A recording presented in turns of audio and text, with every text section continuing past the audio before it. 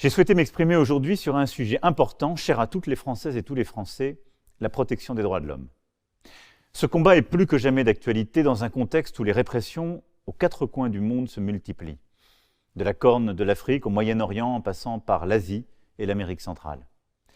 Comme souvent, les premières victimes de ces oppressions, ce sont les femmes et les jeunes filles. En disant cela, je pense aux femmes afghanes, je pense aussi aux femmes iraniennes, à l'heure où résonnent en chacun d'entre nous les exécutions sommaires perpétrées en Iran. Si Mahsa Amini, assassinée en martyr, est aujourd'hui devenue un symbole pour nous tous, elle doit être plus que cela. Et son combat nous oblige. Il nous oblige à la responsabilité et à l'action.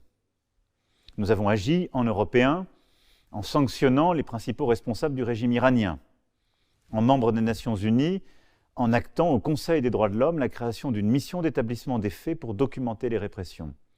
Enfin, nous agissons en reconnaissant le combat des femmes et le prix qu'elles ont payé.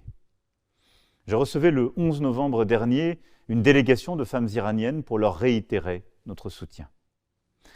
La France est et restera une terre d'accueil pour les défenseurs des droits de l'homme. C'est la raison pour laquelle j'ai annoncé il y a un an le lancement de l'initiative Marianne. Avec Marianne, nous avons cherché la manière la plus concrète de compléter notre soutien aux organisations internationales et aux associations de droits de l'homme par une action plus ciblée, en agissant directement auprès de celles et ceux qui peuvent être considérés à bien des égards comme des combattants et des combattantes de la liberté à travers le monde. L'an dernier, nous avons accueilli une première promotion de 15 femmes remarquables aux combats divers pour la liberté d'expression, les droits des personnes LGBTQI+, les droits sociaux, la protection de l'environnement. Durant un an, Marianne leur a permis d'accéder à un programme de formation, leur donnant de nouveaux outils pour poursuivre leur engagement dans leur pays, ou en France, pour celles d'entre elles qui ont souhaité demander l'asile.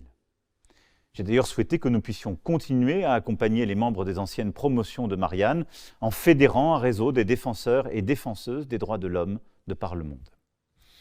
Je suis très heureux d'annoncer que nous accueillons en ce moment même la deuxième promotion de Marianne. La diversité de ces femmes et de ces hommes, issus de tous les continents, d'Irak au Bangladesh en passant par le Salvador, l'Iran ou la Russie, et de leur combat, illustre l'universalité de notre combat à tous pour les droits de l'homme. Ils sont notre plus grand bien commun. Par notre accueil, par le soutien très concret que nous apportons dans le cadre de ce programme, c'est au succès de leur lutte que nous allons contribuer. Je souhaite donc la bienvenue aux nouveaux lauréates et lauréats, Marianne. J'aurai très prochainement l'occasion de les rencontrer et de leur réitérer notre admiration, notre reconnaissance, mais je veux que, pour les semaines, les mois qui viennent, ils sachent qu'ici en France, ils ne sont pas simplement accueillis, mais que nous voulons les aider à réaliser leurs projets, à les rendre plus forts, à les accompagner, pour que ces projets puissent l'emporter partout. Je vous remercie et à très bientôt.